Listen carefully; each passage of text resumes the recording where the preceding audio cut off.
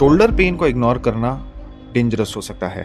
आज मैं आपको 5 ऐसे वार्निंग साइंस बताऊंगा जो आपको कभी भी इग्नोर नहीं करना चाहिए। अगर आपको ये 5 में से कोई भी वार्निंग साइन है तो फिर आपको आपके शोल्डर को असेस करवाना ज़रूरी है। मैं अपनी क्लिनिक में रोज़ ऐसे पेशेंट्स देखता हूँ जिन्हें 6-8 महीने से शोल्डर की तकलीफ होती है, लेकिन वो या तो फिर कोई पेन किलर खा लेते हैं और ऐसा सोचते हैं कि ये अपने आप ठीक हो जाएगा। शोल्डर बॉडी का सबसे मोबाइल जॉइंट होता है, 360 डिग्रीज मूव करता है और इसी वजह से shoulder is the most vulnerable to injuries. आइए देखते हैं कि वो 5 साइंस कौन सी है जिसे प्रेजेंट होने पर आपको एक डॉक्टर को इमीडिएटली मिलना चाहिए। सबसे पहला है पेन जो आपकी रात की नींद को डिस्टर्ब करे।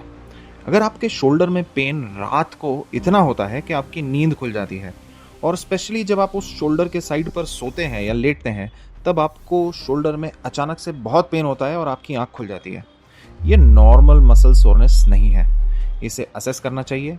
इसे रोटेटर कफ टेयर हो सकता है। एक्चुअली रात में पेन इसलिए होता है क्योंकि दिन के अंदर जो सारे डिस्ट्रैक्शंस होते हैं वो रात को नहीं होते हैं, तो सोने के वक्त जो पेन होता है वो ज़्यादा एग्रेवेट हो जाता है and that is a very important sign of shoulder structural problem. दूसरा इंपॉर्टेंट साइन ये है कि अगर आप हाथ ऊपर उठाने की कोशिश करते हैं और आपका हाथ ऊपर नहीं उठता है, इसे कहते हैं सूडो पैरालिसिस। अगर बिल्कुल नहीं उठ रहा है तो ये कंप्लीट रोटेटर कफ टेयर हो सकता है। It requires immediate assessment. अगर हाथ ऊपर उठ रहा है लेकिन उठने के वक्त पेन होता है तो इसे पेनफुल आर्क सिंड्रोम कहते हैं। ये भी एक इम्पिंजमेंट का इंपॉर्टेंट साइन है, तो इसे भी इग्नोर या निगलेक्ट नहीं करना चाहिए। तीसरा इंपॉर्टेंट साइन जो यंग लोगों में काफ़ी देखा जाता है, जो एथलीट्स हैं उनमें ज़्यादा देखा जाता है, वो है शोल्डर में क्लिकिंग होना और पेन होना।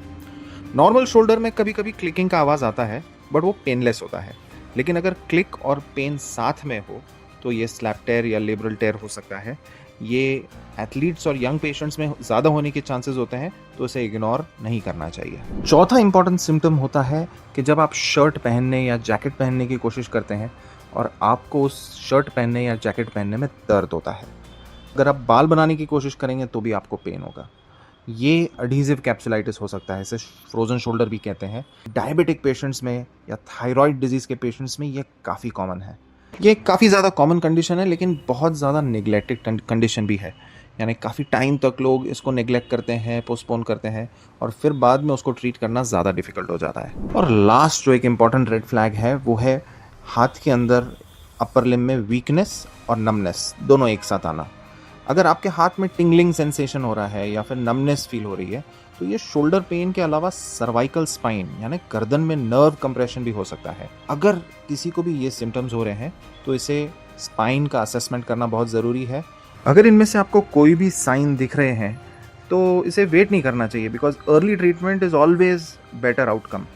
कमेंट में बताइए कि आपको इनमें से कौन से सिम्टम्स हैं।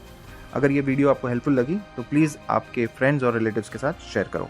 Till then, stay active and stay healthy.